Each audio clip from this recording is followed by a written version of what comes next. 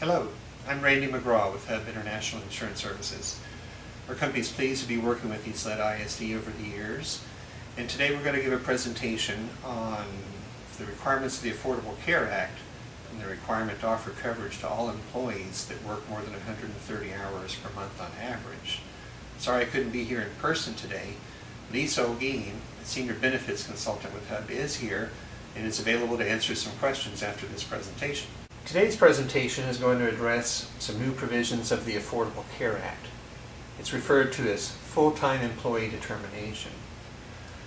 One of the key provisions of the Act that will impact large employers such as Eastlet ISD on January 1st of 2015 is the requirement to offer coverage to any employee who works on average 130 or more hours per month.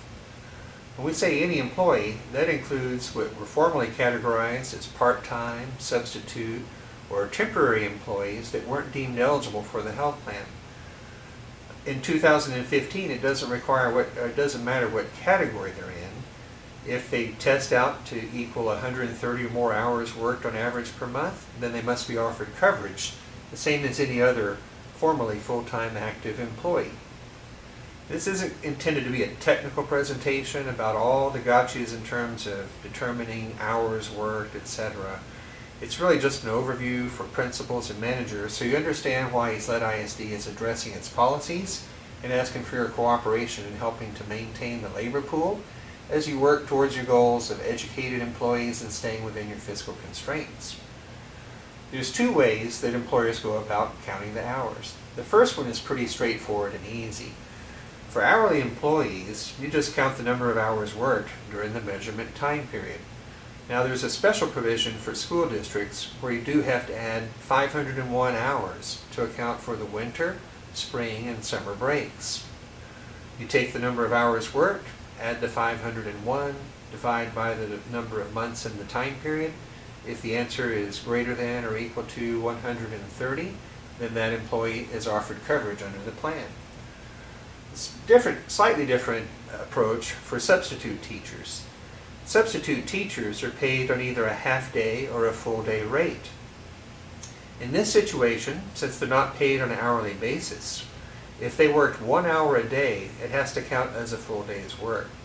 Therefore, their formula would be any day worked for any amount of time times 8 plus 501, divide by the number of months.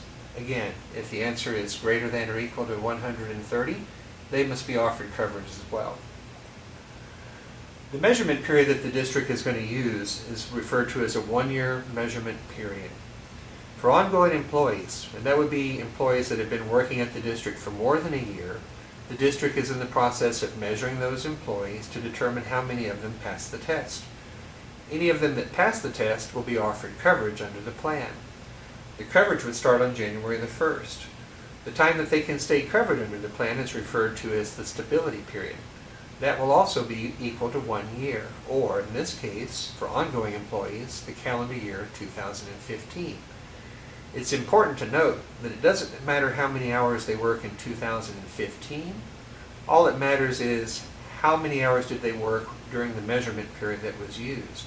If they pass the test for the measurement period, they're entitled to stay on the plan for 2015 in this situation. That's whether they stay on the payroll of Eastlet or not. For new employees that come on board or employees that haven't been employed for at least a year or more, they'll be measured for a 1-year time period from their hire date. If they pass the test as well, then they'll be offered coverage that would begin 60 days after the end of their measurement period. Just like the ongoing employees, they would be eligible to stay on the plan for up to a year, regardless of whether they worked for the district or not. Now in either situation, employees are required, or these employees that pass the test would be required to make their monthly contributions, just like any other employee at the district that participates in the health plan. If they fail to make their contributions, then their coverage would terminate during the course of the year. On this slide you can see two important provisions here that all plans must pass in order for the district to avoid substantial penalties under the Affordable Care Act. First test is the plans offered have to meet minimum value. Minimum value just means that the plans equal or exceed the minimum threshold of benefits deemed compliant under the Affordable Care Act. All 4 plans offered by the district pass the minimum value test by a wide margin. The second test is affordability. Affordability is deemed to be 9.58% of an employee's annual income. For a minimum wage employee working 130 hours per month, that threshold is about $91 per month. You can see the 2 plans highlighted in yellow both pass the test for affordability, even for minimum wage employees only working 130 hours or more per month. Only 1 plan has to pass the test for the district to avoid being penalized. In this case, 2 plans pass the test for the lowest paid employees working the minimum number of hours. At $211 a month for plan number 1, that threshold for affordability is about $27,000 in a year. So you can see that all the plans offered by the district are deemed affordable for the majority of employees for the district. All plans, or the district does meet the requirement to offer minimum value and affordable plans. So this is why it's important to understand the ramifications of managing the labor pool. The district contributes $449.77 per employee per month. That's nearly $5,400 in a year.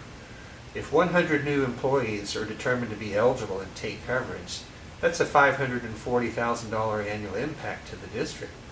If 400 employees are deemed eligible and take the plan, that's greater than $2 million impact to the district.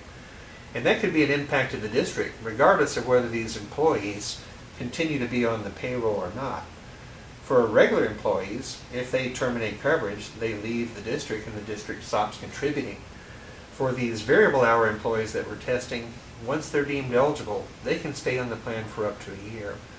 So that hopefully that helps you understand why it's important to look at your use of part-time and substitute labor and stay within the established guidelines that the administration is asking you to stay within to help manage the cost to the plan. The district will continue to monitor the plan as it moves forward during 2015. If there's need to make changes to staffing, perhaps turning some part or substitute positions into full-time positions, then those changes could be considered, may require board approval, certainly would be required to be incorporated into next year's budget.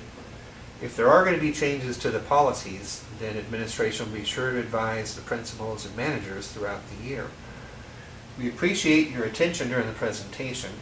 As I mentioned, Elise Elgin is here and able to answer any questions if you have them. Thank you again.